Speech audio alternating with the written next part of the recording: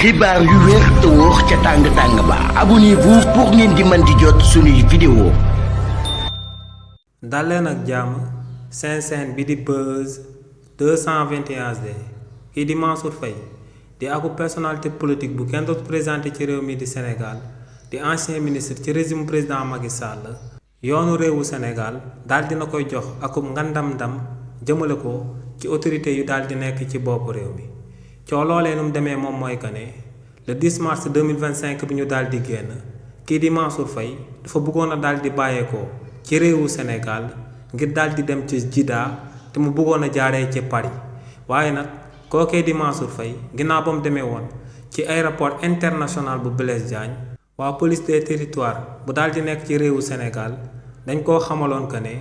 dañoo teg ci ndoddam akub interdiction de sortie ndax daa amoon akub dossier judiciaire buñ ibbi woon daal di koy jëmale ci jëmmam te li ni mel moom moo sababoon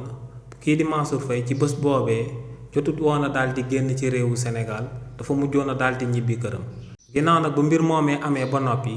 si la kii di Jean Baptiste Tine mu fi nekkoon ancien ministre de l'intérieur daal di génne akub décret si bi nga xam ne dafa daal di officialiser que ne kii di Mansour Faye amatul droit daal di génn ci réewu Sénégal. si li ni mel nag kookee di Mansour Faye dafa digaloon avocat mi ngir ñu daal di songu décret ministériel boobee nga xam ne kii di Jean Baptiste Tine da koo jëloon daal di koy teg ci ndoddam li ni mel nag moom moo sabab démb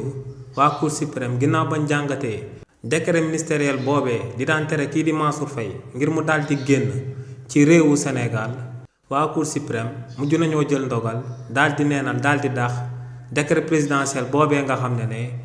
moom la kii di Jean Baptiste Tine di ancien ministre de l'intérieur moom la jëloon daal di koy teg ci ndodd kii di Mansour Faye donc li ni mel lu muy daal di teg rek moom mooy que ne kii di Mansour Faye actuellement fu ko neex mën naa génn daal di fay voyager ndax amatul lenn lu koy gàllankoor ngir mu daal di amal li ni mel. xibaar yu wér te wóor ca tàng ba abonnez-vous pour ngeen di mën di jot suñuy vidéo.